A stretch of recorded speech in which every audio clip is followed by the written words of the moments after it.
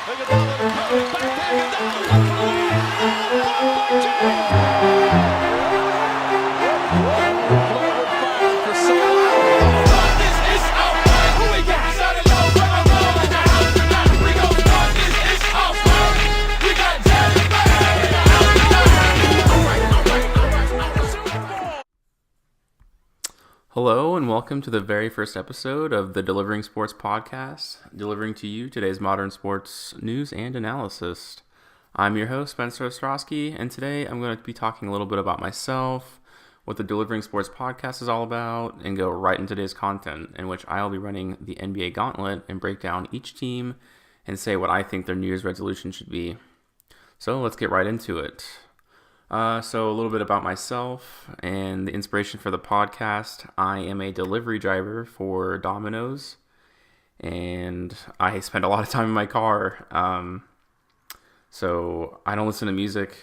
It would annoy me like so much. So I spend all my time listening to sports basically on all those hours I'm in my car. So I get all this content. I listen to all the games, hockey. I'm a Golden Knights fan from Vegas, so listen to a lot of that, mostly basketball. I go on the NBA channel for SiriusXM, channel 86, and just get it all in. I listened to the Celtics game today, which I'll be getting into later. So just know that I am around sports all the time, and when I get home, I'll watch it too if I can catch the end of a game or something like that. Go to UNLV. I hope to get a radio show actually on campus, which should be possible. I mean, it doesn't seem very hard.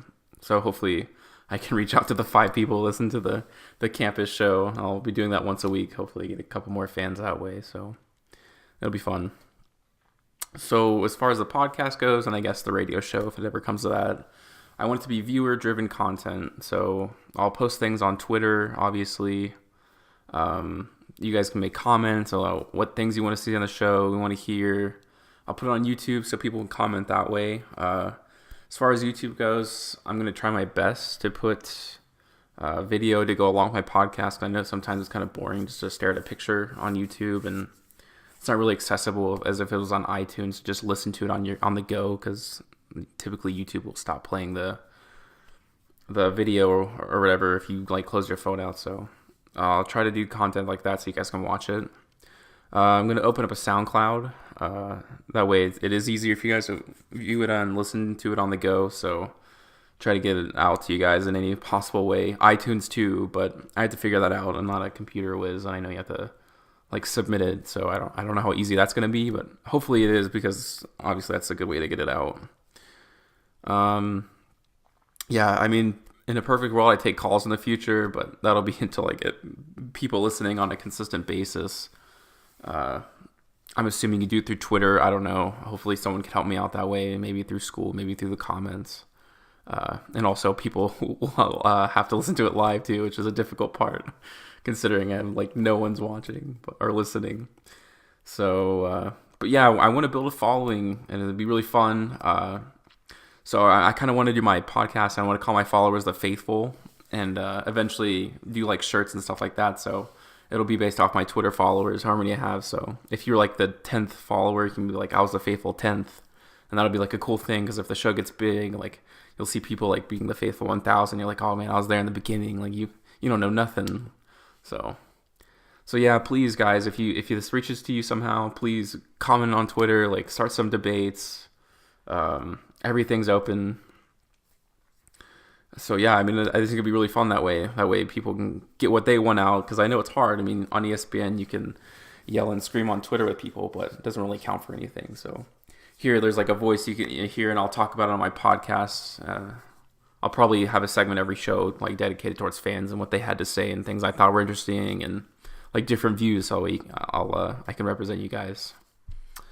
So yeah, we can get right into the content. So as far as it goes for the YouTube video, I'm going to try to break it down. So if you want to listen to like a specific team, because I'm going to be breaking down all of them, like I was like, oh, go to this time for the YouTube part of the video, and you can go right to your team, or you listen to everybody. I'm going to be breaking down my conference and then like your division. So if you just want to hear about your team's division to see what I think, what's going on there, if you just want to listen to your team, you can do that too. And I don't know if I can do that for SoundCloud or anything, maybe in the description, but if you're just listening to the podcast, I'm sure you're just going to listen through. So we're going to start with the Atlantic Division in the East. First up's Boston. Funny enough, they're the first team in the East right now. They are 29-10 currently. Played a crazy game in Houston. I was in my car today listening to the game. It was a game on the NBA channel, and it was like a 20-point blowout. And I was like, oh man, this is supposed to be the best game of the night. And so I turned the game off. I was listening to other ones, listening to the Indiana game, stuff like that, and Milwaukee game. And I'd switched to the Golden Knights game when that started, and then I was like, oh, I wonder what the final score of this game will be. Luckily, I caught the last minute of the game. It was the Boston call, and I'm not a big fan of some of these home calls. I mean, I think the guys have to understand who's calling the game, that like we're not from Boston, like we're not all Boston fans, so it can get kind of annoying. I mean, I don't know their names, but one of them was like just screeching. And I was trying to listen to the game. Like Al Horford made this big shot, and I was trying to understand like how much time was left, and they were just like screaming because they were so excited, I guess, But most viewers, I'm assuming listening in their car aren't listening in Boston. They're either watching the game or whatever. So, but anyways, it was an amazing comeback. I mean, geez, they were down by like 20-something points. I guess definitely brings out Boston's stronghold of defense, to say the least. So yeah, in terms of points per game, they're 21st in the league, 103 points, 103.3 points per game, 14th in rebounds, 43.9, and second in points against with only 98.3. Reason I bring those three stats rather than like assists or pace or anything like that is just it's very standard. It's like how many points are they scoring and how many points is the team scoring on them. So that can be like that kind of shows you like what the kind of pace is and everything like that. And I think rebounding's pretty universal. I mean, either you do it or you don't. It can be affected a little bit by pace, but still, I feel like the rankings for rebounds per game is pretty consistent. You can kind of use that. So yeah, Boston's gonna struggle to score. I mean, they lost Gordon Hayward, which is they're an all-star player, their second best player on the team. So their points were gonna be affected a little bit, but definitely not a team of sharpshooters, I'll say that. Kyrie Irving obviously is just incredible. I mean, it's just fun to watch that guy play. Just his dribbling and his passing's pretty good. Obviously, he's a score-first kind of guy. This is definitely his big opportunity to be a leader. I mean, that's why he left Cleveland. He didn't want to be in LeBron's shadow, so it's cool to see him be able to do his own thing. I wish he could have played with Gordon Hayward because, I mean, who knows where they'd be right now. I think points per game would go up. Gordon Hayward is definitely he's definitely good on defense too. So it wouldn't like slinky, like they get higher points per game, but their points against goes up. So you think it'd be about the same.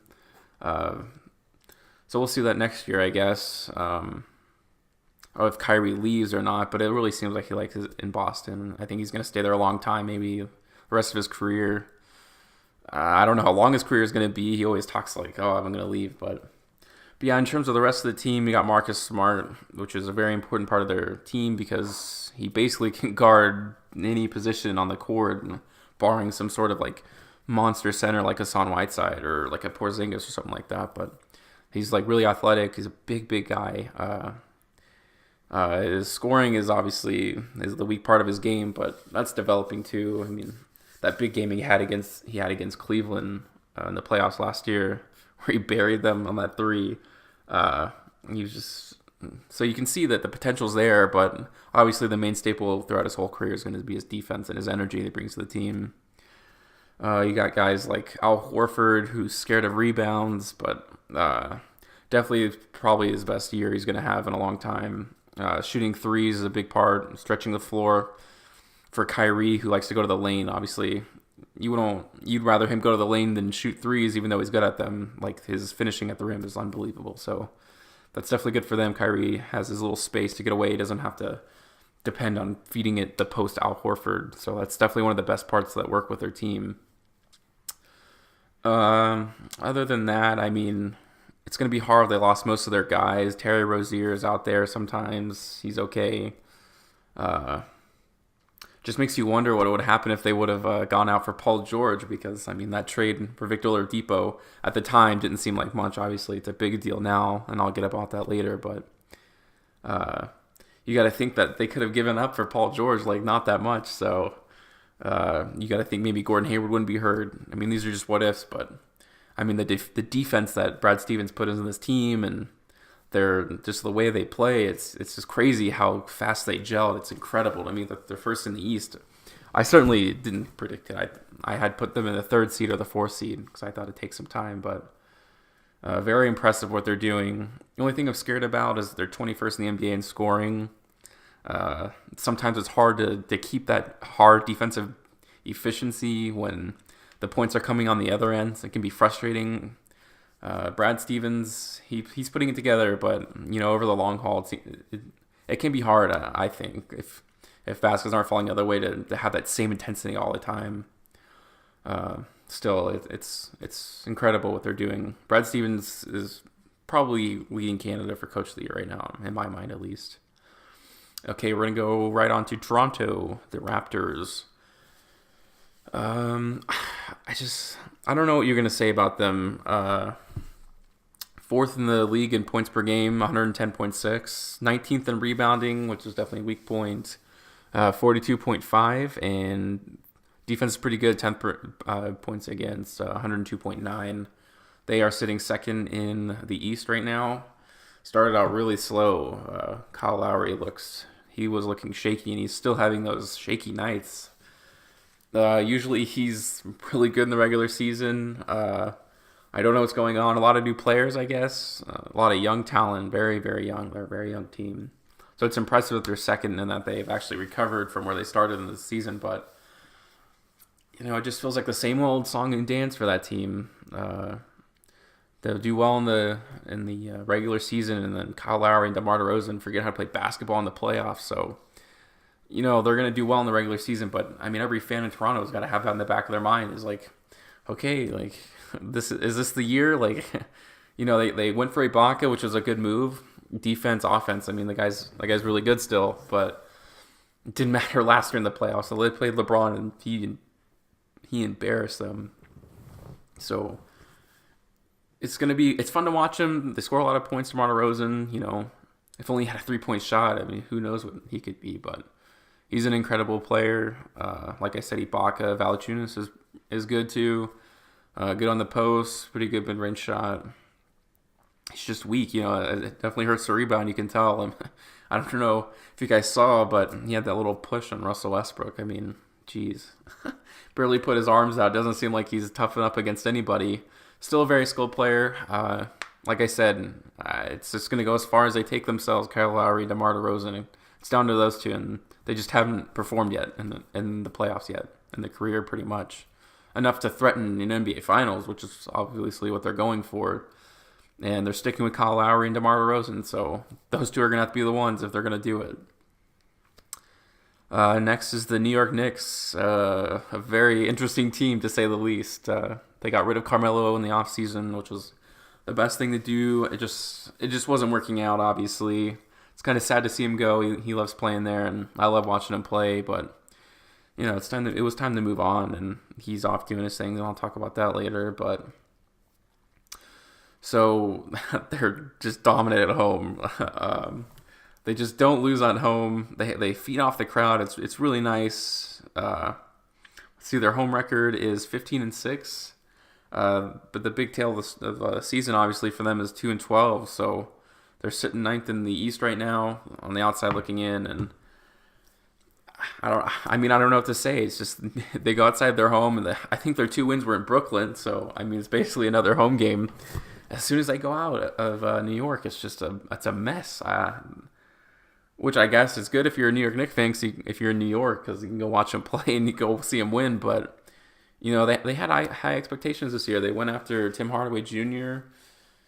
He's hurt, so obviously that's a big part of it, and he's their second best player. So you can say that's part of them not winning games and being outside the playoff picture right now. But it's a strange story. KP is playing the best season of his career, obviously, because he's the number one guy. Carmelo left, and they're putting a lot on him. And it's not like his points are going up and his shooting percentage is just garbage. I mean, he was like MVP in the beginning of the season. I was freaking out, and he's still playing at a high level.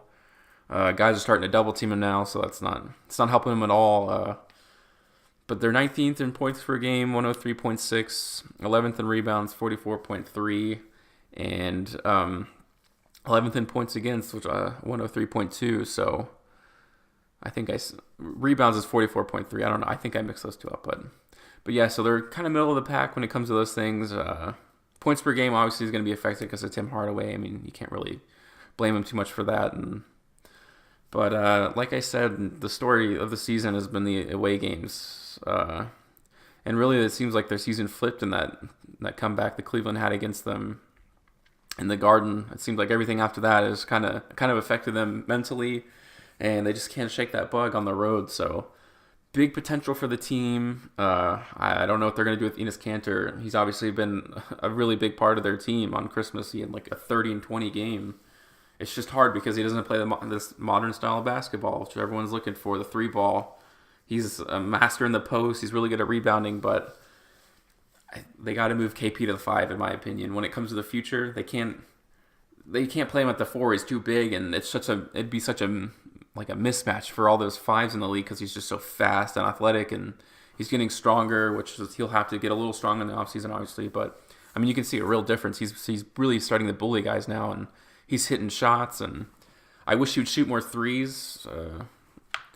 Obviously, he can hit them, and I think if they encouraged it more, it would be really good for the team and really stretch things out. But they got Frank Ntilikina, a young kid, really young. I mean, he's been good on defense. They don't seem committed to him yet for whatever reason. They're playing Jarrett Jack, I guess, for development reasons. They're not playing him as much, but I mean, the Knicks aren't going for a championship this year, if you ask me. So you might as well play the kid because he's been playing with KP for a long time if they're committed to him. So I think they should just go off for him, let him play, let him get used to starting in games and playing lots of minutes. Obviously, his defense come along. I mean, he brought it right from Europe, so I'm impressed. I mean, the kid's a lockdown defender at such a young age. It's impressive. So he'll take that with him his whole career. It's going to come down to his shooting, which has improved a lot, but he's going to have to get better on the pick and roll. He's going to have to get a lot of work with KP because either they're with him or they're not, and they drafted him high, so they got to be with him, in my opinion. Okay, next, the 76ers. The very exciting team, obviously. Joel Embiid, Ben Simmons, Fultz is up in the air right now, but what Joel Embiid's been able to do is obviously just amazing. I mean, the guy's dominant. He'll hit you in the post. He'll hit threes. He'll talk garbage, obviously, which I think is just great for the game. I love it. I mean, I'm not a big fan of watching these guys just be all buddy-buddy. I like the competition. I like the spark these guys play with, you know. I want to see that back, and he definitely goes for it. He'll laugh in their face. He'll get the crowd into it, and, you know, it's very fun to watch him play basketball. And now he's got Ben Simmons, who can't shoot, but, I mean, the talent this guy has, the IQ, the passing ability is there, the athleticism is off the charts. People are calling him a baby LeBron, which, I don't know, I think that's stupid, but I don't think you want to compare him to LeBron. I think he just wants to be his own player, but, I mean, I get it.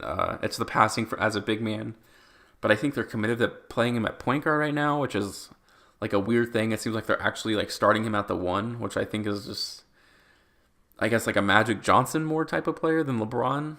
But I think eventually they're going to have to run him at the 3, the 4. If he really wants to be like LeBron, he's going to have to be able to play these 4 positions and guard these guys and go after him that way. And he can still run the offense, but when it comes to defense, he's going to have to rely more like at guarding 4s and getting rebounds and going out in transition and stuff like that, rather than actually playing him out the 1, which you would think like affects their pace. Defending point guards all night, which is just kind of just drains his energy, if you ask me. I think they benefit a lot from that. I'm sure they will when Markelle Fultz comes back because he'll be the starting point guard, but he's more of a scorer, which would be really good for Ben Simmons, which obviously is the future. They're not going for a championship this year, so you got to think in the future it'll be Fultz starting, Ben Simmons, and Joel Embiid. They re-signed Covington, which I think is really great. They got him for a pretty decent deal. It's not going to stop them from signing other guys. He's young, pretty relatively young. He'll be going into the prime of his career in the next few years, which I think will benefit him a lot. So yeah, obviously a very positive outlook on the future for them. I mean, they have their guys. I mean, the process is pretty much over. They got to start going for it because they gave up their first. You know, they don't really have like they're not gonna have high first round picks anymore like they've had before. So, but really, it'll come down to Fultz, their future. Like if they're ever gonna threat if LeBron leaves for the Lakers, you know, that'll leave the East open for them. It's gonna come down to if Fultz is as good as they say, and I'm not gonna judge him already. I mean, from the few games he played, I mean, the kid could barely lift his hands for a while. So, you know, if he's good, it's going to be scary. It's going to be hard to beat them, especially if Ben Simmons learns to shoot. I'm not saying a knockdown shooter like Klay Thompson. I'm just talking like a LeBron level, just like an average shooter. I mean, the kid's scoring 20 points a game without being able to shoot a single jump shot. So, the sky's the limit for him, to say the least. We're going to go into Brooklyn. So, I mean, we expected this from them. We didn't think they were going to make the playoffs. No one thought any of them. They've fought better than I thought they would. I thought they'd just be at the very bottom. They fight every game. They have their system. They're finding guys like Kilpatrick. They're putting them in and trading guys around, obviously, what you'd expect. I would say the big story for them this whole season has been Jahlil Okafor.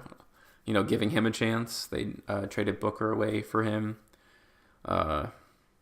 It's not looking good right now, to say the least. He's not in shape, they said. You would think to be in NBA shape because he hasn't been playing, it'd take a few days, but I mean, they're saying it's going to be weeks before he's in shape, so they took not a huge risk on him, but you could really tell that they're like, all right, this is going to revitalize his career. This guy's going to be good, and obviously very skilled in the post. It's just his motivation is going to be the big factor for them if it's going to ever pay out. I mean, let's see. Right now they're 9th in points per game, 107. They're 6th in rebounds, 45.3, and in terms of points against, 27th at 110. So if he's in the game, you're not going to think their points against is going to go down. He's no defensive stopper, at least yet. The guy looks like he just stands there sometimes. And their points per game obviously go up. I mean, the guy's very skilled when it comes to post scoring. It's very impressive. There's no doubt that he can't be an 18, 20-point scorer per game if he's the second or third option. So it'll be interesting when Russell comes back and they start to play together. If they ever do, I don't know if Okafor will ever show the motivation, you know, and the drive to get serious minutes there. But if he does, it'd be interesting to see how they play in the pick and roll. I'm sure he'll develop his, mid-range shot. I don't think he'll ever go to the three-point line. Doesn't seem like something he's after. But I mean, I'm rooting for the kid. You don't want him to succeed. He had a good attitude, at least when he was in Philly, just not playing. The attitude's there. It's just the motivation and the drive to get out there, get in shape, and go for it. I don't know. So, I mean, that's the big story for them. They don't have their pick next year. It belongs to Cleveland. So they're playing for everything basically. There's no motivation to lose. So, it's not now or never, but they want to show the fans something because it hasn't been good for a long time after they ruined their franchise trading for an aging Paul Pierce and Garnett. I mean, it was just awful. It was one of the worst trades I've ever seen in NBA history. Not to say that Paul Pierce and Kevin Garnett are overrated, but they weren't going to get you a championship at that age. So they're still recovering from that. It'll take this year, and I think next year they'll actually start like the real rebuilding process where they get the high draft pick and everything. So what are you going to say, Brooklyn fans? It's going to be a while. So, but I think they made the right trades. Getting Russell was big. I like him a lot. I like his drive. He seems like he's out for to show everyone what he's got. So the future's there. They got to start making the right moves. So I don't know if I trust him, but especially with Okafor, but we'll see. On to Cleveland. Started out the season very shaky to say the least. Not what everyone expected. They couldn't defend anybody, and I didn't expect that. So, but their points they weren't scoring as many points as I thought either in the beginning of the season. I think LeBron was really relying on the bench to kind of ease the weight a little bit, and so he was very passive in the beginning of the season. I don't think he cares about the regular season in the first place, but I think he was really just testing it out, seeing what he's got. He's got some new guys around him like Jay Crowder, and still waiting on Isaiah Thomas, obviously. So when he found out that he couldn't really rely on them as much as he thought he could, he gunned for it. Like he's going all out right now. I think he's having an MVP season again, maybe the best of his career. He's just getting triple doubles and he's just dominating the game like LeBron does. I mean, I don't know. The guy keeps getting better with older age, but I mean, this is certainly the prime of his career, if you want to call it that. So yeah, they're still waiting on Isaiah Thomas, who's obviously a big part.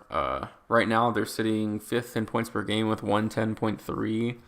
They're 21st in rebounds with 41.7 and 23rd in points against with 107.4. Their points against obviously isn't going to get any better with Isaiah Thomas back, but I mean, if that's just your only cop out to say like, oh, he stinks on defense, I mean, you're ridiculous. The guy was scoring 29 points per game last year, so having that on the team is a big deal. He's got a lot of heart, and what he did in the playoffs last year when his sister died, I mean, you can really tell a guy like he plays with a lot to prove. So it's going to be really good for Cleveland. I think I don't think it's going to be much different than what Kyrie brought in terms of like offense and defense. So it's going to be a big boost for them. They had the Derrick Rose thing going on for a while, which isn't great. He's back, I guess. I could see them trading him away at the deadline because he's had such a small deal, and they're just looking for something else, maybe like a different backup point guard. He could be good for them. It's just a problem with Dwayne Wade coming off the bench too. You're gonna have the two of them, so who's shooting?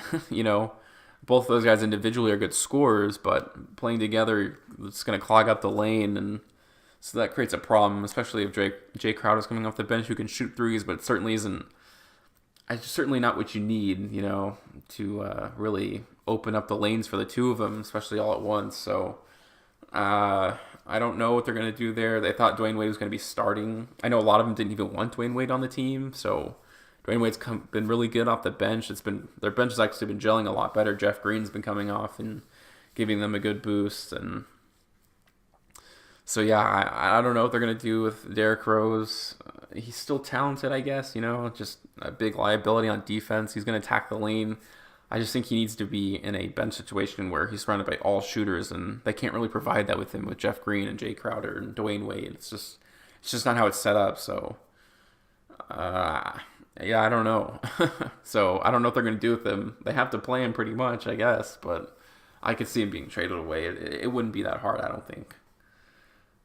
So obviously, if you look at the playoffs, you think they're going to be in the finals, especially with Boston without Gordon Hayward.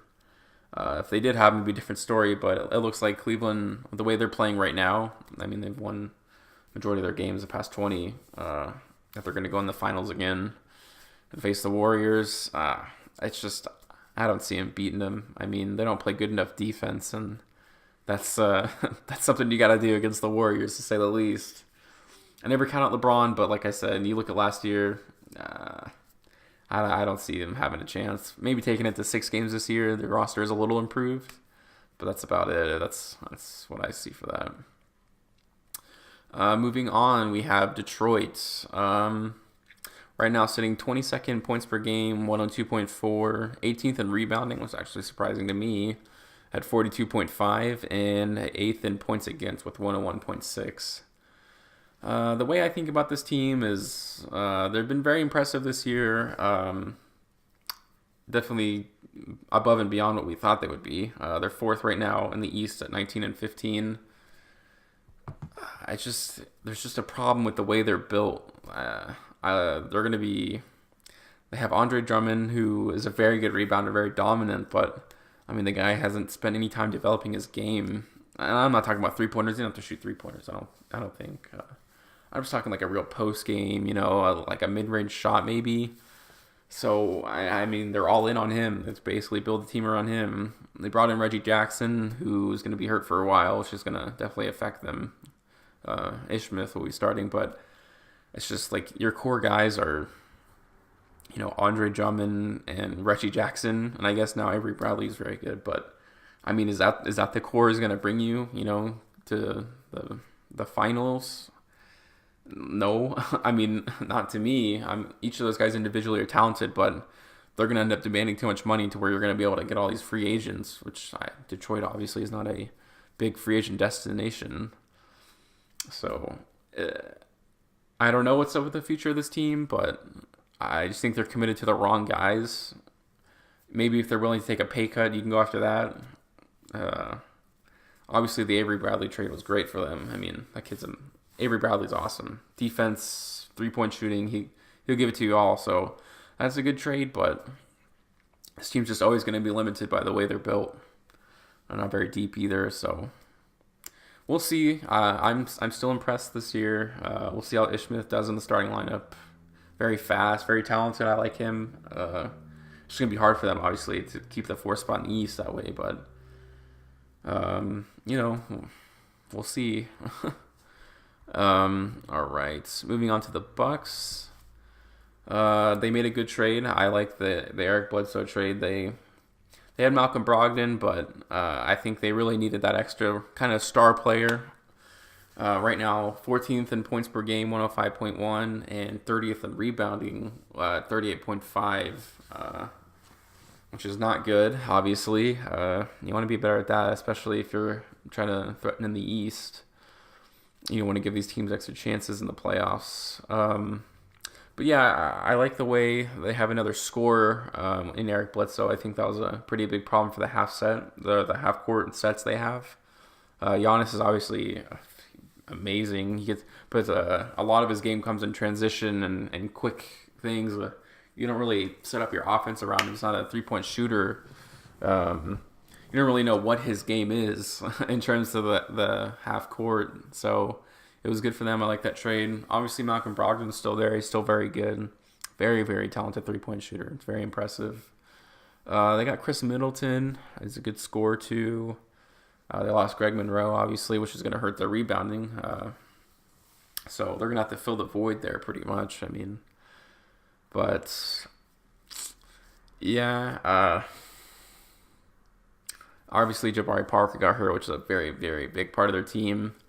I feel bad for the guy. He was having the best, year of his career last year, scoring lots of points, doing great things for the team, great attitude, and then he tears his ACL again. So you hate to see that. We'll see when he comes back if the Bucks are still invested in him. He's definitely developed as a player, but you got to think he's going to want a lot of money. So you think next year, it's a hard choice to make because you want to believe in the guy and you want to believe in his talent, but if he's just hurt every year, it's just, where's that money going?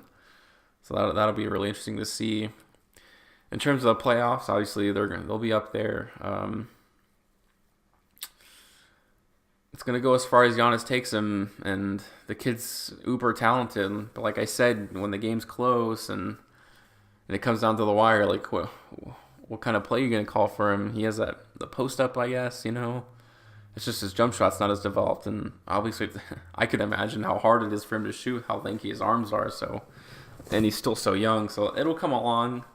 I think they're making the right choices for their franchise. They're putting some good pieces around, so they'll take him as far as Giannis will. But I don't think this year's the year. I just don't think their perimeter shooting is gonna be as good as they want it to be in order to go far in the playoffs. But I like the direction they're going in for sure. Next is my surprise team of the year. It is the Indiana Pacers. They are 8th in points per game at 107.9, 20th in rebounding at 41.9, and they are 21st in points against at 106.7.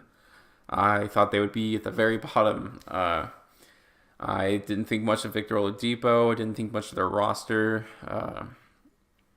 It really seemed like the season starting that Miles Turner was kind of the face of the franchise now, and I was never really believed in him. I think he's a talented player, but certainly not the number one guy you want on your team. But Frank Vogel has done an amazing job. I think right now he's my coach of the year. I just thought they wouldn't even be sniffing the playoffs, and those guys they work hard night in and night out. And obviously Victor Oladipo, I mean, who would have thought he would develop like this and dropping 40, 50-point games, makes you wonder, like, what was going on in Oklahoma City? Where was this last year,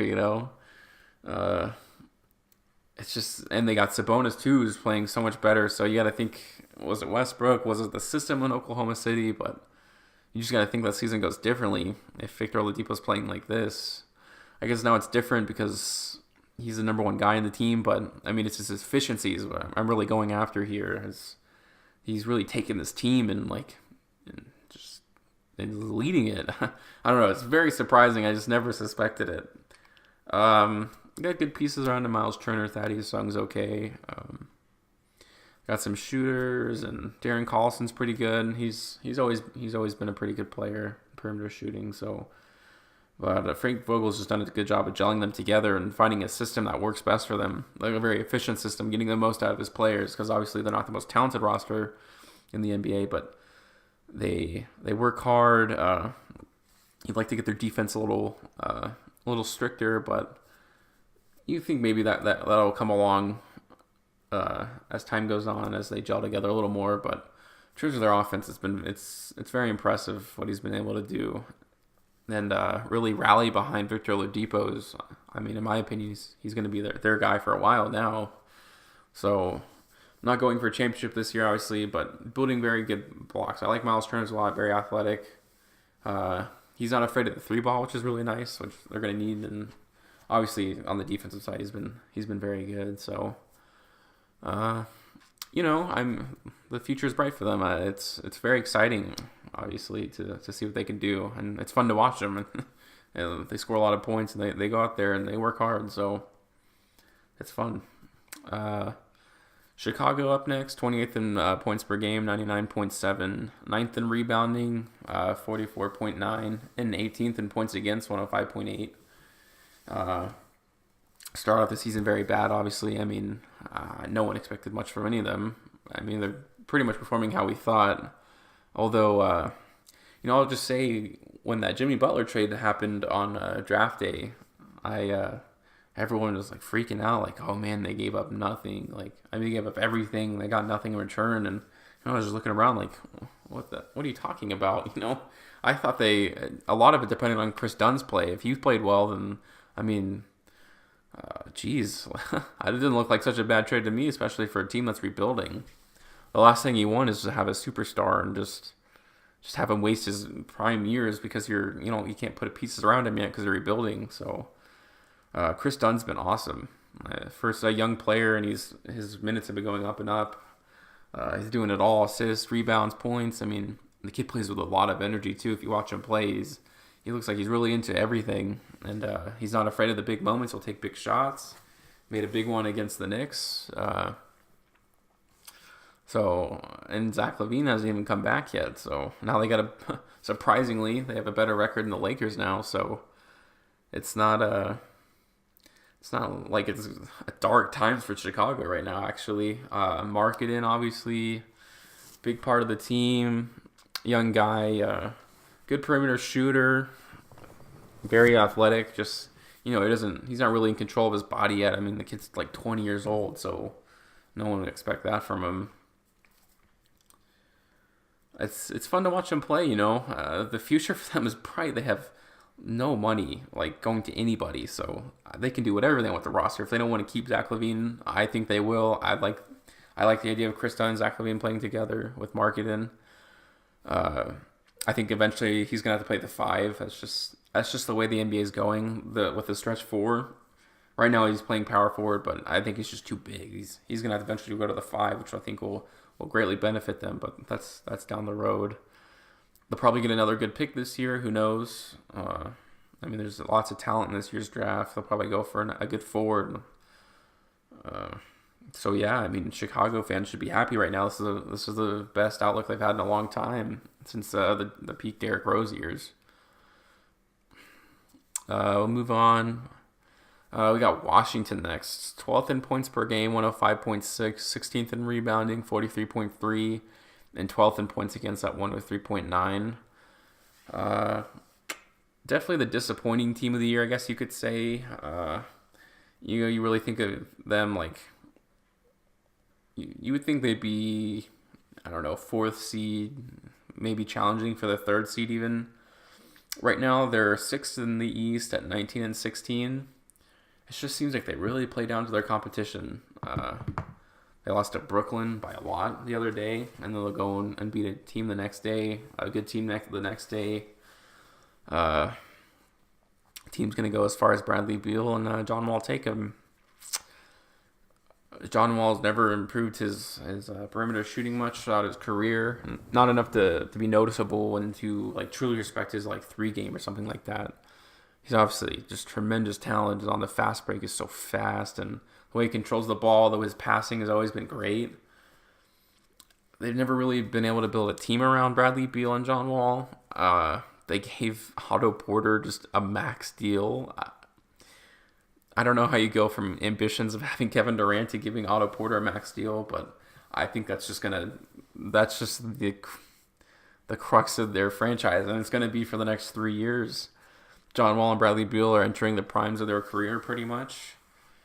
They've never had a bench. Gortat is only getting older. I'm not a believer in Otto Porter. He was good at shooting threes last year, and then the playoffs start, and the guy disappears. He can't score, and suddenly, I guess that's a max contract. So, I think their front office just makes really bad, team decisions. I think they're really good in the draft. Obviously, I mean they've gotten their guys. Kelly Oubre is good on defense. They can't bring guys in like the right guys in. So it's just going to be the thing that impedes them, pretty much. In my opinion, I think having Otto Porter, there's no flexibility, and I don't see him as like an all-star caliber player, which they need to be in order to make a real push and to really utilize the prime years of John Wall and Bradley Beal. And no one's gonna trade for that deal if they ever decide like they made the wrong choice.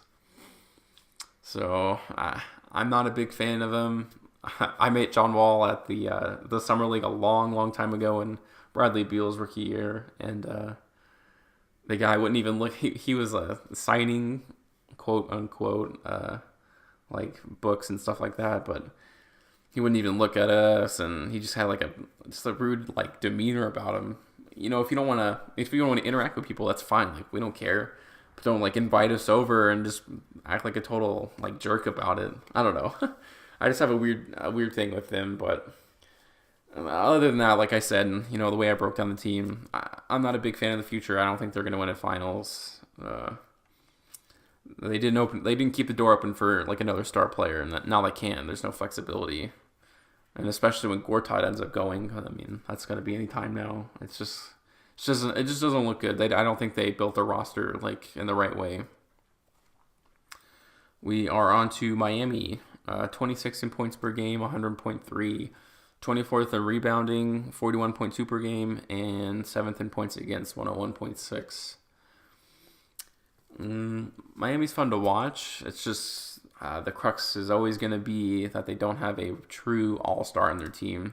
Son Whiteside, obviously, tremendous talent. I mean, just a rebounding monster, very dominant, good on the posts. It's just, you don't want him to be the best player on your team.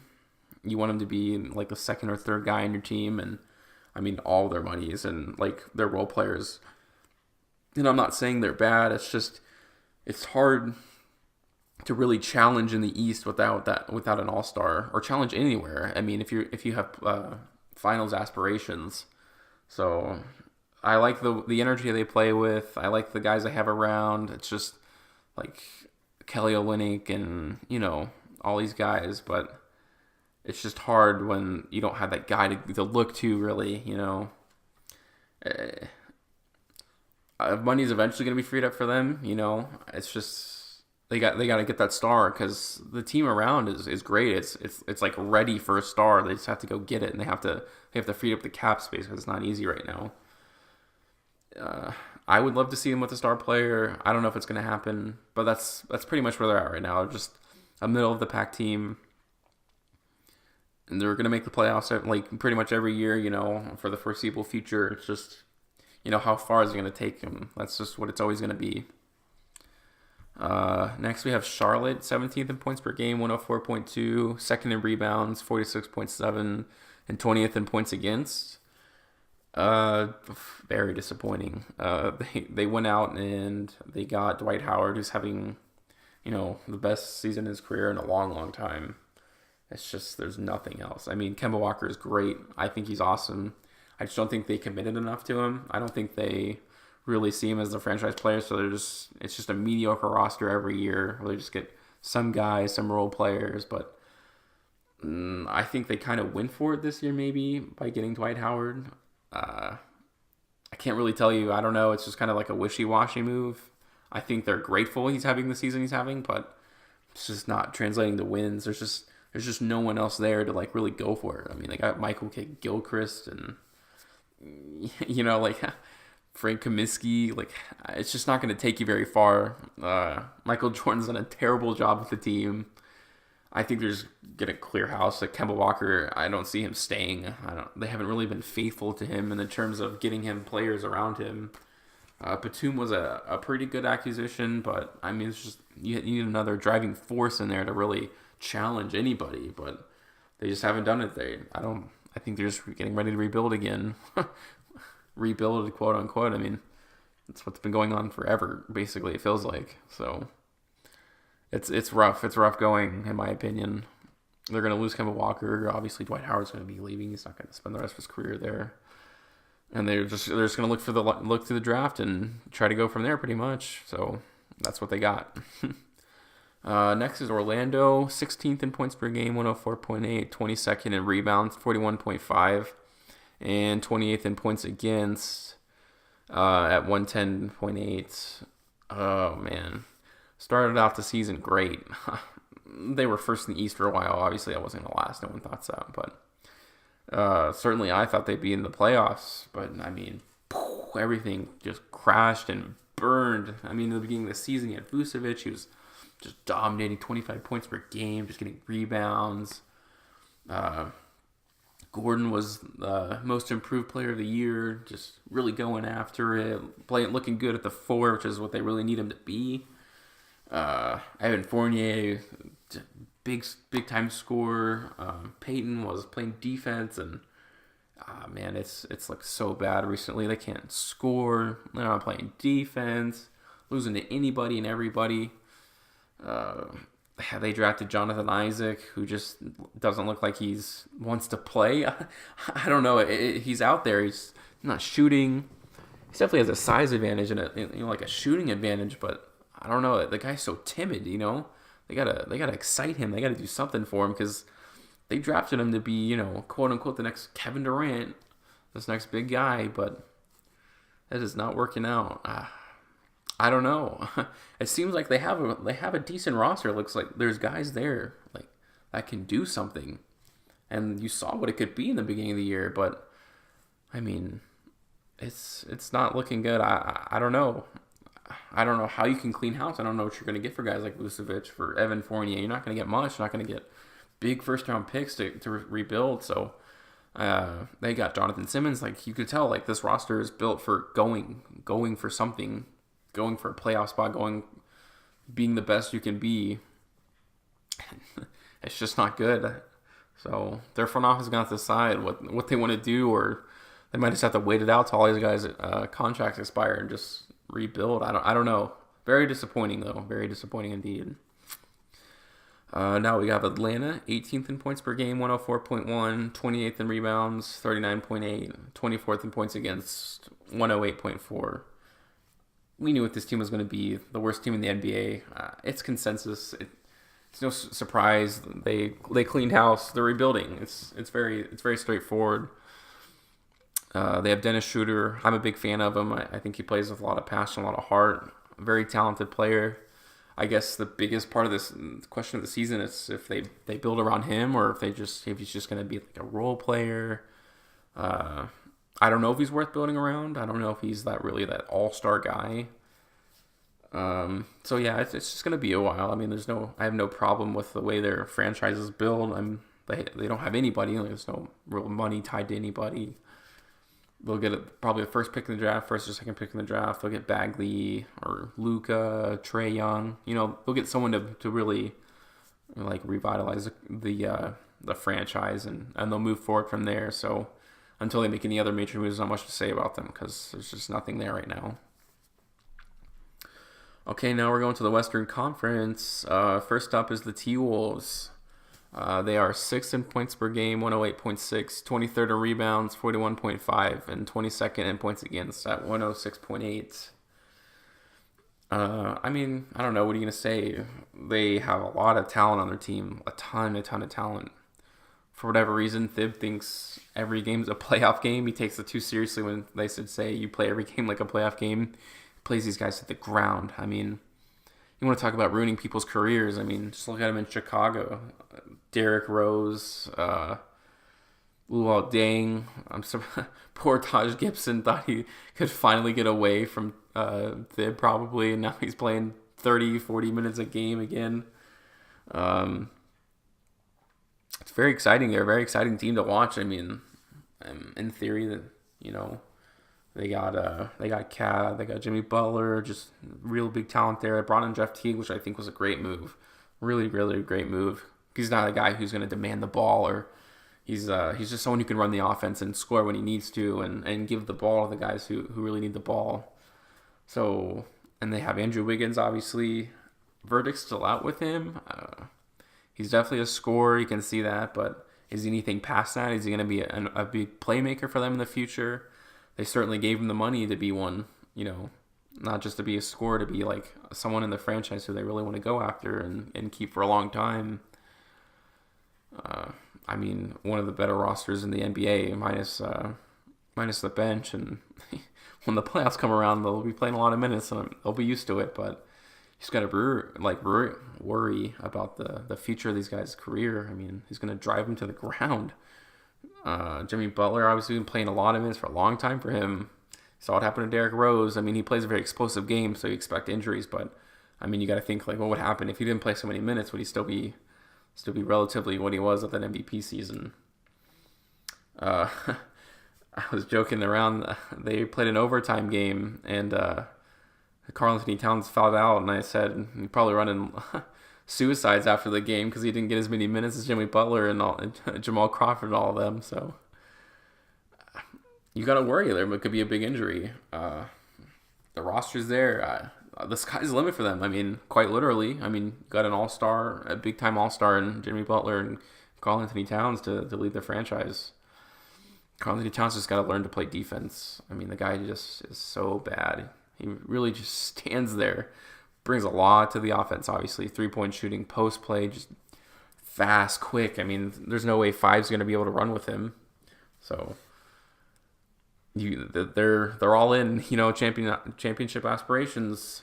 They're pretty good on defense. So are they going to be able to beat the Warriors? Probably not. But is their roster, structured that way, like to go for a championship? Absolutely. So it's all or nothing. I like the roster. I wish they'd be a little deeper on the bench. Doesn't matter. I guess Tom Thibodeau doesn't play them, but you're going to have to rely on these guys in the playoffs. We'll see how far they can take it. It's been very interesting. They're starting to gel together a lot more. Obviously, Jeff Teague's going to be out for a while with an injury, but I'm talking like long-term playoffs and stuff like that. So it'll be fun to watch to see if they can actually, win some playoff games and really go after it. Next, we have the Thunder, 20th in points per game at 103.6, 13th in rebounding at 44.0, and 3rd points against at 100.2. Oh boy. I guess you could say the best thing about this team is that the defense has always been there, which is really, really important when it comes to playoff time. I saw them play in the Utah game recently. I went to Utah. It's just the ball movement is always going to be their crux and something they have to fix. Recently, it's been a lot better. I mean, they've won, I think, 10 to 15, something like that. It's just these guys can't pass to think they're getting an assist. I mean, That's a big part of Russell Westbrook's game. It seems like he's passing to get an assist, not to pass to move the ball in the offense. It's not a lot of ball movement. Personally, I think the franchise should be centered around Paul George rather than Westbrook. I think he's the most talented, especially seeing what he does in the playoffs on some less good Pacer teams. The guy's insane. Obviously, Westbrook is going to be a big part. I mean, he won MVP last year. He's super explosive. I'm sure in terms of like setting their offense around Paul George is going to open up a lot for Westbrook himself if they pass him the ball, because Paul George can shoot, man. I mean, that guy can score like crazy. So if it's centered around Paul George more than Russell Westbrook, that's going to open up Russell Westbrook, and he can play more naturally, and he can really look into fast breaks and really pass it off to the 3-point line. Like, I think the more he realizes that, the more he passes, the more he looks to just get ball movement, the better it's going to be for him, because the better shots they're going to get. I think at the beginning of the year, they tried all to play equal, like we're all going to get 20 shots a game, or we're all going to get this many points. It should be Paul George first, Russell Westbrook second, and Carmelo Anthony third, or just being another guy. Because the more people focus on Paul George and Russell Westbrook, the more it's going to be better for Carmelo. He'll be able to do his thing, because if you're just passing into him and in the post and just allowing him to work one-on-one, it's just like, yeah, he's really good at it, but is that really what you want that many times a game? I think in their past 3 games, it's been like Paul George 33, Westbrook 30, and Carmelo 18, and they really need to structure their offense after that. Or even just letting the game flow naturally, rather than just like, okay, we're gonna set a play for you, and then you. Let's get ball movement. Let's see who gets the ball in the right place and who can make a good play, because they're all playmakers who can all do some really good things. So I mean, to say that they're built for now is an understatement. Paul George, Carmelo can leave next summer, so they're going to have to go deep in the playoffs if Paul George is going to be interested at all. I think his eyes are set on the Lakers, unless they really like make the conference finals or the finals or something like that. The best part about their team really is that they're built for the Warriors, if that's how far they're going to go. Carmelo is obviously, it's a good matchup for Draymond Green. Carmelo's really quick, and I mean, you could see it in the matchup where they blew him out. What Carmelo could do against Draymond Green. Westbrook exposes Steph Curry, like if he has to guard him. I mean, Westbrook is just way too explosive for Steph, and Steph is no lockdown defender. Paul George is usually a pretty good matchup for KD as far as good matchups go. It's hard to stop KD, obviously, but it's not the worst thing in the world, and they can go at it. So they're gonna have to do it, or else it's all gone. Makes you think, like, what if they had kept James Harden like all those years ago instead of Westbrook? Where would they be right now? I surely would think KD would have stayed, and they would probably have a championship by now. So I don't know. I don't know what to say about Westbrook. Are guys better around him? I don't know. When you look at Victor Oladipo and all these guys who leave, and looking at what KD does, but I mean that's a different story. But you just see what guys do after they leave. Russell Westbrook, James Harden. But yeah, I mean, it's all or nothing this year. It's not like the Miami Heat trio of LeBron and Dwayne and Chris Bosh when that was going on, because they had time to gel, because they all had their long contracts. So if it did happen in the first year, that was okay. But I mean, the big three they have now, it's this year or they're leaving. So very, very high expectations. Very fun to watch though. Next, we have the Nuggets, 10th in games and points per game, 107.3, 5th in rebounds, 45.4, and 16th in points against at 105.8. Brought in Paul Millsap, obviously a move to at least make the playoffs. I mean, they obviously have Jokic, very, very talented big man. A bit of a liability on defense, I'll say that. But, I mean, the IQ the guy brings, his passing, he's got a really good, nice three-point shot now. He's the face of the franchise. I have nothing against that, obviously, for a guy like that with such high IQ, really leading the offense, being able to score in the post, very good on the perimeter, just very good at making plays. Paul Millsap is obviously It's what it's gonna be. It hasn't seemed like a very very good fit so far, but I'm not gonna say it's not gonna work. I mean, he's obviously very talented. He's gonna hit you in the post. He's gonna hit you in the mid range. Tries to expand his game a little bit. He's not great at 3-point shooting.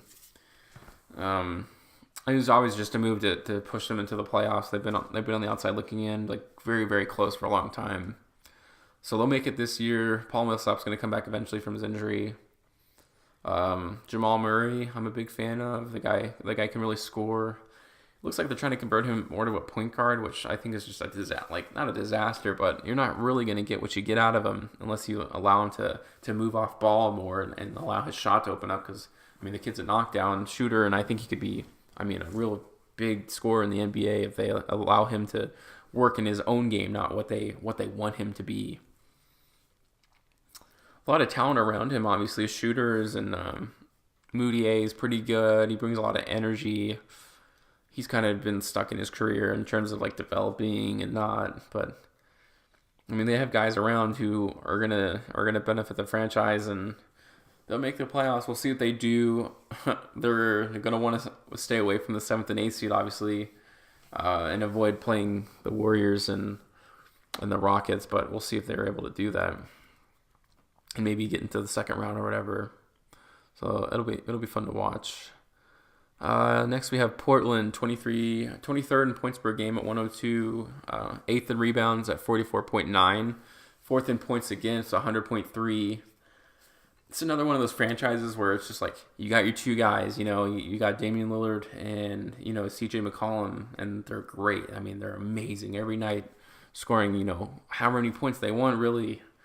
At least both of them you expect to score at least 20-25 points a game each, and really be the boost for the team. Score almost half their points, but took really bad hits when they lost LaMarcus Aldridge, Nicholas Batum, Wesley Matthews gone. They've been really recovering, and they haven't really been able to get that roster, and they're good, and they went for it, and they go for it. They went for Carmelo Anthony to kind of be that big three and kind of bring them into the light, but they weren't able to do it, and they're just it's just going to be what it is every year. It's the same thing.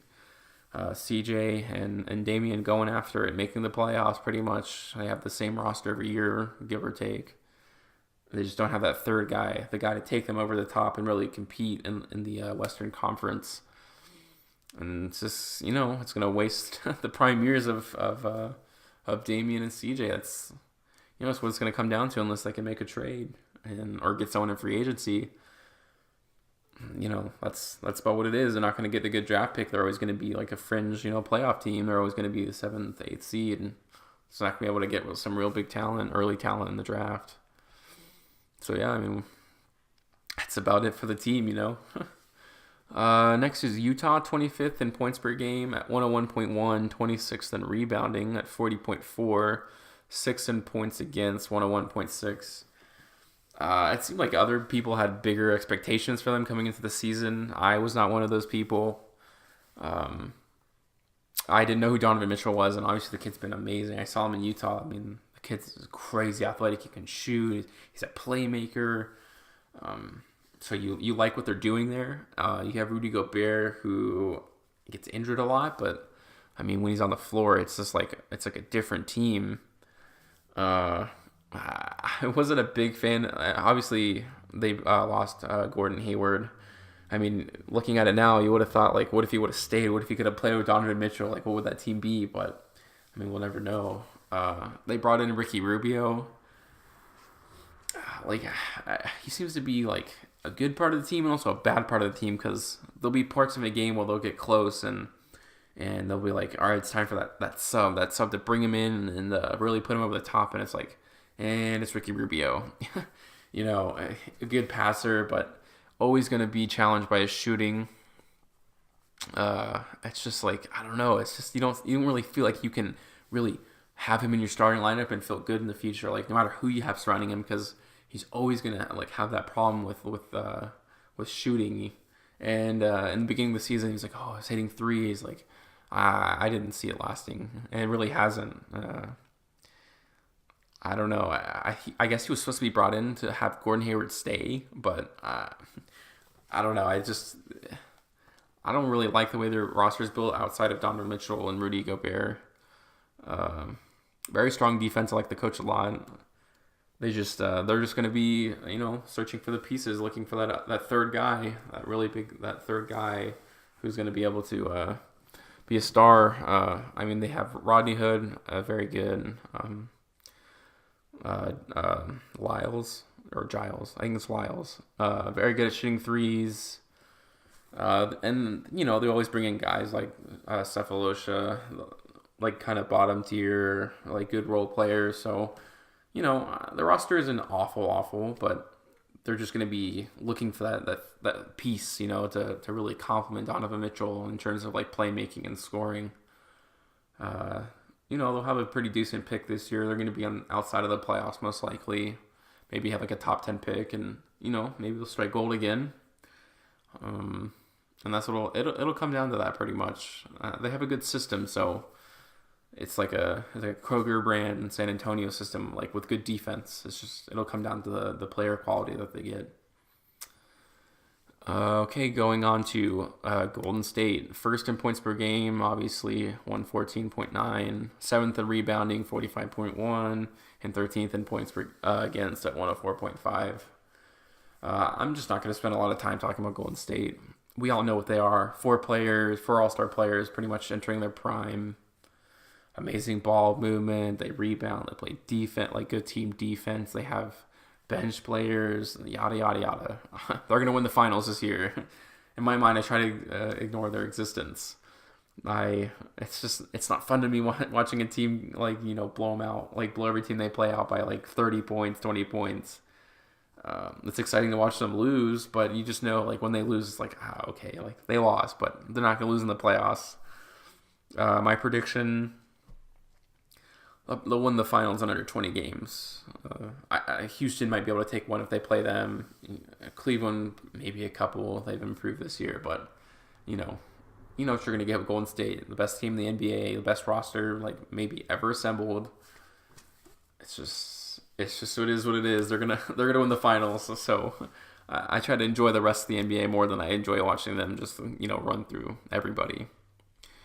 Next we have the Clippers, 15th in points per game right now, 105, 15th in rebounds, 43.6, and 19th in points against at 106.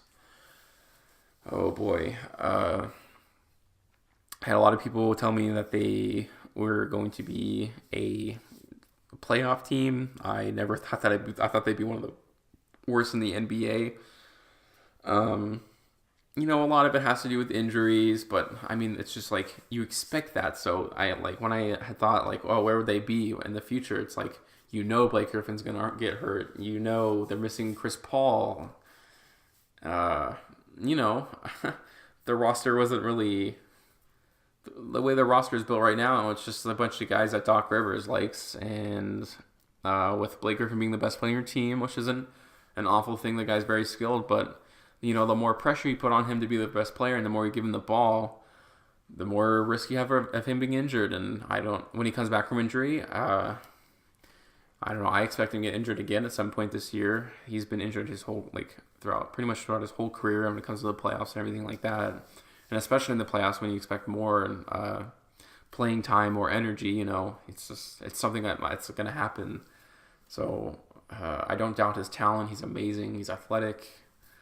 The guy can jump out the gym. He's developed a 3-point shot, which is very impressive, which I didn't expect. But it's just like, how far is the roster going to take him? And all their money's in him and DJ, And DJ is obviously very good on defense, but, what else is he going to bring you? Chris Paul is able to really work him into the offense and, allow him to be the best player he could be off the pick and roll. And it's a lot of his points off offensive rebounds and, picking up the ball on the defensive end. And, it's just, I don't know. People are going to want to come to LA. So I don't think they're ever going to be at a shortage of getting guys. It's just they need to rebuild, but they're not built to rebuild. They're just going to not have a great pick. They're going to have Blake Griffin, but, what are they going to do? What is Doc going to do? He lost his GM role because he couldn't get it done. And, what are they going to do? Are they going to sell, or are they going to try to just bring in free agents and kind of revitalize the franchise that way. So it's kind of up in the air right now. Like I said, I don't think Blake Griffin can be your one. He is a number one player, but he can't be your number one because he can't put that much pressure on his body. That's just what it's going to be. We'll see what kind of moves they make. Are they going to, if they sell or they try to rebuild, or are they going to bring in free agents? So that'll be their franchise for the next couple of years. Next is Phoenix, 13th in points per game, 105.6, fourth in rebounding at 45.6, and 30th in points against, so the worst, 112.4. I don't know. It's just like, what are you going to say about the franchise? They drafted Devin Booker. Amazing talent. I mean, the fact that he was able to score 70 points at such a young age is like, it just blows my mind. He is just, I mean, the guy can do it. He can explode any night. He's like the better version of Klay Thompson. I don't know. I mean, people are always nervous to like say he's like, oh, like he plays on a bad team. It's like, you gotta watch this kid play. He's so good. He's so confident. He's a cocky player. I watched him play last year. I actually watched him play the Thunder last year. He really is really energy. Like, his energy is so high, and he really loves the game. You know, he likes to get in people's faces. It's just like, what is the rest of the team? What are they doing? Josh Jackson, very young guy. They're not in a system to develop young players, really. They're just a team that collects young players. So you gotta wonder, like, what their players could be if they were surrounded by like vets. They have Tyson Chandler, but he's gonna go out there and teach Tyler Ulis or Josh Jackson, you know, like how to play their position. It's not like they're really a system. They go through coaches so often. So there's nothing to walk into and like be a part of. It's like they're creating a system and they don't really know what it's going to be yet. And it's just the same thing every year. They let go of huge talent. Isaiah Thomas, they let go. Dragic, they let go. So I don't know. I mean, they have their interim coach right now. He's doing a decent job with the roster he's got, but like, what are they? What do they want? You know, it's got to be Devin Booker. They got to do everything they can to keep him in the franchise. It's just they need a direction. There's no direction for them. There's nothing in place for them to succeed. It's just them going out there and playing basketball rather than knowing what they're going to get night in and night out. So that's what it's going to be. I mean, they're going to get another high draft pick and add another young piece to their thing, and so I don't know. They need to create an identity. They're missing an identity. It's the biggest part of their franchise, and I really think they can move forward once they have an identity, and maybe they bring in a veteran guy who can show them the ropes. Until then, it's just going to be the same thing every year. So, time to talk about just an awful franchise. Sacramento is next. 30th in points per game, 36.9. 27th in rebounding, 39.9. And 14th in points against, 105.3. Talk about a team that is just bad. They made a trade. They traded away DeMarcus Cousins. Have that what you be, but for the most part, I mean, the big part of that deal was Buddy Hield, and they don't seem committed to him. So why trade for a guy who is supposed to be, you know, the staple shooting guard of your franchise? You know, you get draft picks out of the deal, but I mean, you expect Buddy Hield to be an all-star caliber player. I mean, he has to be. I mean, that's an assumption for them for the deal. And they just they don't seem committed to having him play a lot of minutes. They don't start him. They don't play him a lot of minutes. It's like, what are you doing? They drafted De'Aaron Fox, which is a great move. I mean, that kid is amazing on defense, and his shooting is coming along better than anyone thought. And they don't play him either. They bring in George Hill for no reason at all, and he's not even happy. He's like, oh, I thought I was going to come here to win. I don't know what he thought the Kings were or what kind of franchise they were. So they give him a huge deal, and he's going to be there for a while. I think it was 3 years. You just don't know what's going on. They signed Vince Carter to an $8 million deal. They signed Zach Randolph to a $24 million deal.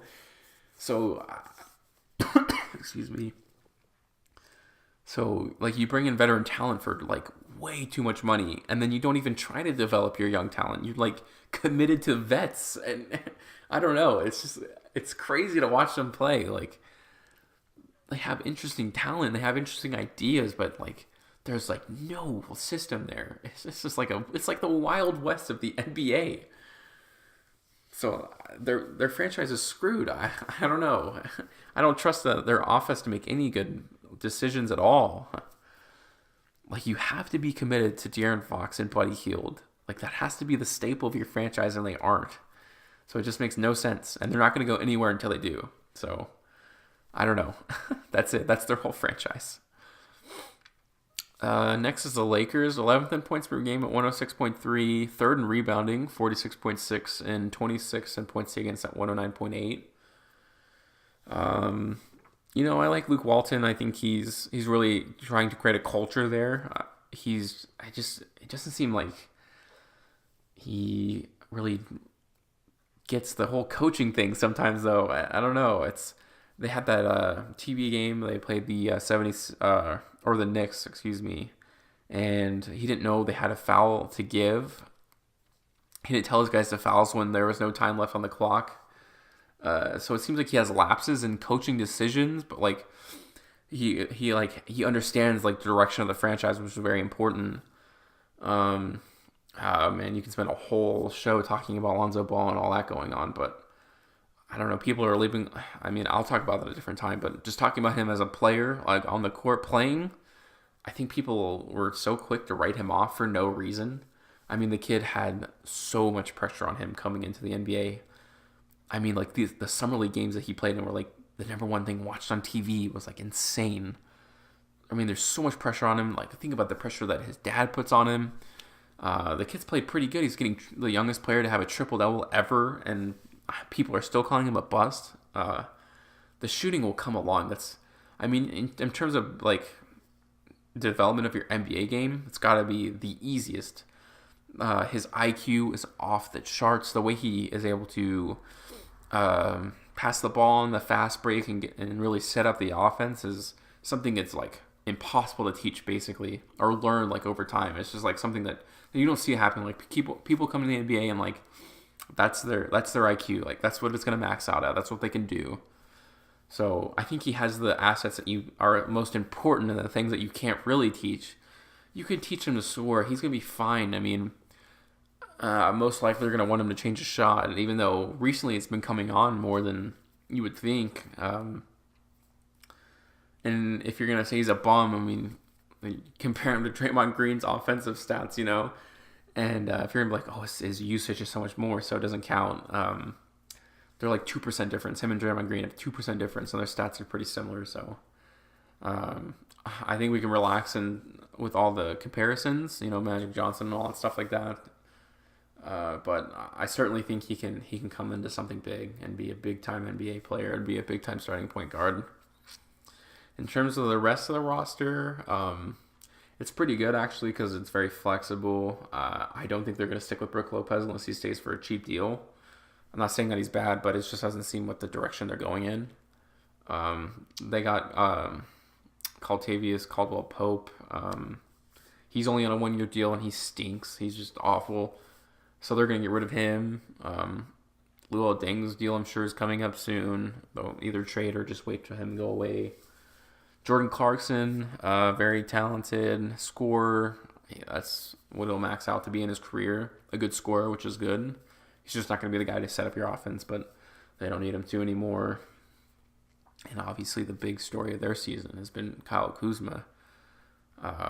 Stayed in college for 4 years, so he really came into the NBA as ready as you can be as a rookie. The kid's incredible. I mean, they got a steal, to say the least. I don't know how he got overlooked the way he did. Scoring, just playmaking. And you got to think when Lonzo Ball reaches his peak, I mean, when these two play together and he's at the 4 and Lonzo's at the 1, it's going to be very good. Always going to be a free agent destination. Paul George and LeBron are taking a look, so you can never rule out the Lakers. They're always going to be able to to be relevant on some level, whether it be like having a good rookie or bringing in a big name. I don't know if LeBron's going to go there. I don't know if they're going to be able to get the appropriate roster for him. I could see LeBron taking a 1-year deal to stay in Cleveland to chill around and see like if the Lakers are going to be able to build a roster that can beat the Warriors, because that's obviously the only team to worry about when it comes to the playoffs, like big time, big picture. If Paul George comes, obviously it's a big piece. You know, who else can they bring in? I mean, that's what it's going to come down to. If they can really build a team, LeBron will be very interested. So yeah, that's what it's going to come down to. Moving on, we have the Rockets. Second in points per game, 114.6. 12th in rebounding, 44 game, and 15th in points against at 105.6. Very impressive this year. Their defense has gotten better. Comes along with bringing in a guy like PJ Tucker. James Harden continues to raise the bar. I mean, I know he's criticized for his defense, but I mean, just watch the guy play. Watch the one game, you know. They obviously had a very bad loss tonight against the Celtics, but I'm not going to look too far into it. They shoot more threes than anything. So, I mean, they really take the modern style of basketball and just they take it as far as they can. It's very fun to watch them play. Eric Gordon obviously has come from like a 6-man to like, why isn't this guy starting? His role has just been crazy. I mean, and they barely got him. I remember Memphis almost had him in free agency.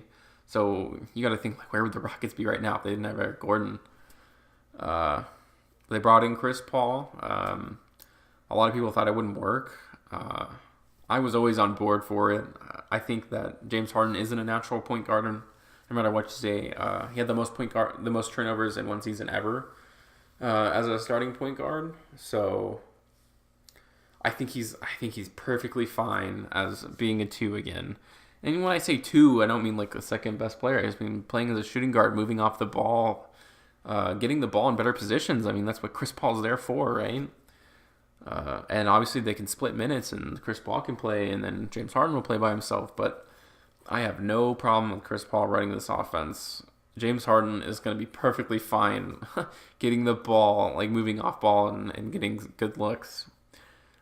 And it's not even about that, too. Like I said, Chris Paul sets up the offense, gives him the ball in more positive positions. So it's only going to be good for James Harden. And it's going to come down to Chris Paul's health. I mean, that's a very, very big part of it. I mean, the guy just is injured all the time. When he's on the court, it's a good thing, you know. They had that big opening day win against the Warriors in Oracle, so you could really see what they can be. It's just like, is the health going to stay up there? So, but I mean, if we're going to win a championship, it's going to be soon. I mean, it's got to be soon, I should say. And they'll be able to challenge the Warriors scoring. There's no doubt about that. It's just, is their defense going to be able to stay together? James Harden fell apart in the playoffs last year. I think really hurts him in terms of like my expectations for the team. Playing at home without Kawhi Leonard, and you get demolished. So that's a big blimp in James Harden's career that I think goes ignored. I don't know. We'll see if he can shake it. And certainly Chris Paul will be there to help. It won't all be on him this time. But yeah, I mean, if they're gonna beat the Warriors, it's gonna be from James Harden. And I haven't personally, and I think everyone can agree, haven't seen it yet. That playoff energy. Talk about San Antonio next. 24th in points per game, 101.8. 10th in rebounding, 44.5. And first in points against, and 98 points a game. I mean, what are you gonna say about San Antonio? I mean, they have a system that I could walk into and be successful. Popovich obviously he's just an amazing coach. They can threaten every year. LaMarcus Aldridge is playing amazing this year. They went from almost trading him to now he's like one of the best power forwards in the game again. So, I mean, it just proves what Popovich is able to do with the team. Kawhi Leonard, I mean, what are you going to say about him? He's amazing. One of the best two-way players in the NBA. If not the best two-way player in the NBA. The guy's that's a superstar, and it's going to come down to age for them. I feel like, Tony Parker had that bad injury. He's still able to produce. And obviously Pau Gasol, kind of the same story. It's just, are they going to be able to keep up, with the Rockets? Or are they going to be able to keep up with Golden State, which is obviously kind of their end picture, because if you want to get to the championship, you're going to have to go through them. It's interesting to see, though. I mean, they went through the Rockets last year, and they had that first game against Golden State where Kawhi was playing, and they were blowing them out. Not to say that would be indicative for the whole series, but I mean, you saw what they could do. You saw what Popovich can do when he has all the players and the pieces in place. So, I mean, they'll be going for championship every year. It's what it comes down to. They got Kawhi Leonard, and they'll always have the roster they need to challenge people. It'll just, come down to age and if they can really do it. Next, we got the Pelicans, 3rd in points per game, 111.1, 17th in rebounding, 43 a game, and 29th in points against, 110.8. Obviously you have Anthony Davis, DeMarcus Cousins. I mean, one of the best front courts ever, can we say now? I mean, I'm going to say it, if not the best. They're not going to challenge, the Tim Duncan and what they had going on for the Spurs back in the day, but I don't know. I mean, these guys are incredible, and now their three ball starting to fall. Anthony Davis went 4 for 4 the other night, so they just the rest of their roster is so bad. They have Drew Holiday. They gave him too much money. It's going to come down to they gave him too much money, I think. They have Rondo, who's actually pretty much revitalized his career at this point. I guess we can say he had 25 assists the other night. He's never going to be scoring, but I mean, with the roster you have, the pick and roll really with DeMarcus Cousins and Anthony Davis, that's big time. He's going to be able to find those guys, and they can score from anywhere, which makes you think let Drew Holiday walk and sign Rondo for the small deal and let him start. You think that would benefit them a lot, actually. That way they'd be able to fill in their roster a little more, bring in some more shooters, some better guys to surround them. Instead of giving all your money to Drew Holiday, it was inconsistent. The team's going to go as far as Drew Holiday takes them in terms of really a push for the playoffs. You got to think if they make the playoffs, they'll maybe want to play the Warriors over the Rockets in theory, because they can really go to town on the Warriors inside. Anthony Davis is not going to be stopped by Draymond Green. He's just not big enough. DeMarcus Cousins is definitely not going to get stopped by Pachulia or JaVale McGee. So it actually ends up being a better matchup for them. So that's what they really have to look forward to. I don't see them pushing for the 6th seed. Just the way the rest of the roster is built around Anthony Davis, DeMarcus Cousins. It's fun to watch them play, man. Those guys are, they are talented. Top 10, top 15 talents in the league, both on the same team. And there's no clogging of the lane anymore. I mean, these guys both shoot anywhere, and they just are so big and so strong. DeMarcus Cousins is coming along defensively because he kind of builds off the energy that Anthony Davis feeds, who's obviously just amazing on defense. So I don't know if DeMarcus Cousins is going to stay. I don't know if they're going to trade Anthony Davis to the Celtics. I mean, I heard about that. I doubt it, though. I mean, I think they should really do everything they can to keep that front court together and try to build a roster. It's going to be so hard with that Drew Holiday contract. I have no idea what they were thinking. But, they're going to just be a team that's around the 7th, 8th seed the whole season and not be an easy matchup in the first round, I'll tell you that, with two superstars like that. That's what it's going to be. Oh, boy. Next is the Grizzlies. 29th in points per game, 97.5. 29th in rebounding, 39.5. And 5th in points against at 101.2. So Obviously, the scoring is just not there. This franchise that just doesn't do is not doing a lot right now. Their big story this season, other than being really bad, is the firing of Dave Fizdale. I don't know how I feel about it. Pretty much they chose Marcus Saul over the coach. That's the decision they went with. Personally, I think that Dave Fizdale had a lot of energy, but he just did not have the coaching skills needed to really bring the franchise where he needed it to be. Because, I mean, they had that playoff spot last year and they improved their roster. So you got to think, okay, well, at least they'll have the same spot in the playoffs or maybe one spot better another year with Dave, with the team, to understand the roster better, because he had a lot of problems with the roster rotation. Last year in the playoffs, he started Vince Carter against Kawhi Leonard 2 games in a row. And if you're gonna say like, there was no one else who could have done that, but I mean he played James Ennis on Kawhi Leonard the next game, and what do you know? They won the game, and he slowed down Kawhi Leonard. You're not going to stop him, and we didn't have the player really to even challenge him at all. But it was obviously a way better, and we won the game. But going down 0-2 against the Spurs, you're just not going to win that series. So it's a little too late. The guys rallied behind him, It was other than Marcus Saul. So it was exciting to see what they could do coming into the season. And started out really good, 7-4, just what you expect, and then it just went all like crashing down, like losing 10 games in a row, and there's a game where you really kind of like the last bit of hope. They're playing Brooklyn, like a game that they really needed to win, turn it around, to kind of go back to 500 and build from there, and don't play Marcus all the whole fourth quarter, and of course that's the big defining moment in the whole thing. And they chose Marcus Saul over him, and they fired him. And J.B. Bickerstaff obviously is the interim head coach, who I think they're going to stay committed to for the rest of the season, because now they seem very committed to the tank. They have an interesting opportunity, actually. They'll have a top 3 pick, it seems like right now. They're like 3-20 in the last 23 games.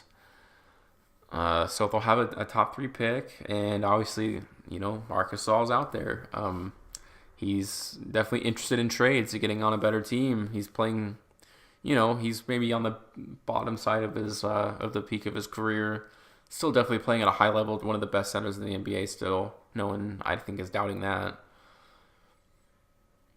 So you have the potential to have a top 3 pick and another top 10 pick at least to trade for Marcus Saul. I think they're going to go for picks, not talent. I mean, there's just no point. I don't know what you're going to get from Marcus Saul talent-wise.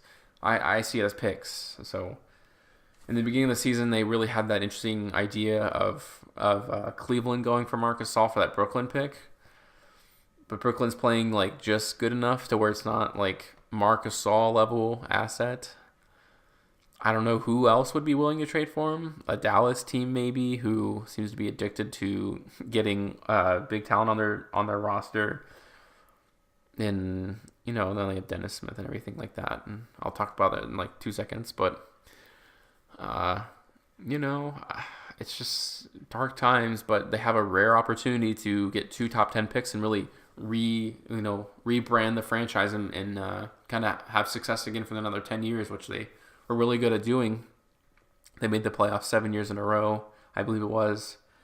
Not going to make it this year, obviously, but, they're going to have a very good pick. Bagley, Luka, Trae Young, Michael Porter, all those guys are going to be available for them, and it's up to them to get, 2 of those top 10 guys. And that'll set them back. You can keep Mike Conley, obviously, very good. I think very, very good. That'll be good for developing young talent and allowing them to run the offense and be in the offense rather than just creating this new system, which is the problem in Phoenix and teams like that. So he can really ease them into the NBA and show them the ropes and put them into the offense in the right way. So they're just going to be bottom team for the rest of the year, and we'll see what happens. They can really mess up in the offseason and pick the wrong guy and let Marcus Saul just waste more years. Or they can, have more success and be back in it in a couple years. We'll see. And we're on to the last team, Dallas. They are 27th in points per game, 99.9, 25th in rebounding, 40.8, and 9th in points against at 102.6. Oh, man. What else is there to say other than Dirk has to go? He's just getting exposed out there. Nothing to knock his career. Obviously, the guy transformed really the power forward spot and the idea of a stretch big. But the guy is just, he's so old now. He's just hurting their team. For some reason, Harrison Barnes was supposed to be the future of their franchise and be the face of it. He's obviously not talented enough to do that. He has to be like at least your third, probably fourth best player on your team to really go forward. You saw what Golden State did, and that's kind of what he was, and they got rid of him, and probably for good reason.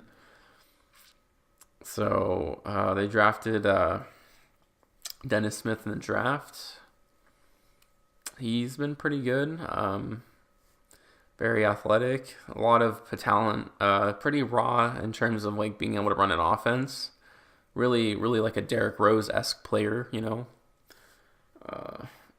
I'm a fan of the kid. I wish him the best of luck. I like to watch him play just because he's so fast and fun to watch. But you just gotta wonder like what's Dallas gonna do with their franchise, you know. So they got their good point guard now, right?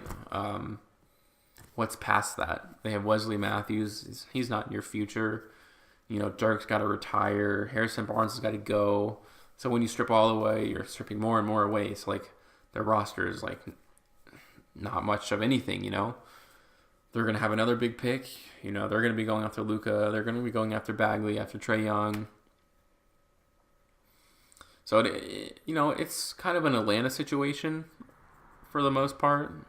Instead of having that one guy like Dennis Smith, like Dennis Schroeder, who like kind of like is an established guy. They just have their young guy. You know, they just have Dennis Smith. So you could see them running into a problem like Phoenix, where you're just going to be a collection point of young, good talent, but with no system in place.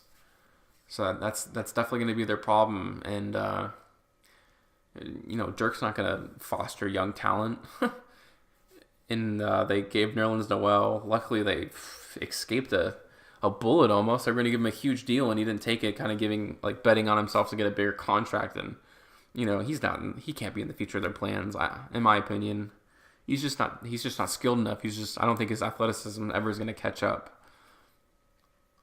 So we'll see, you know.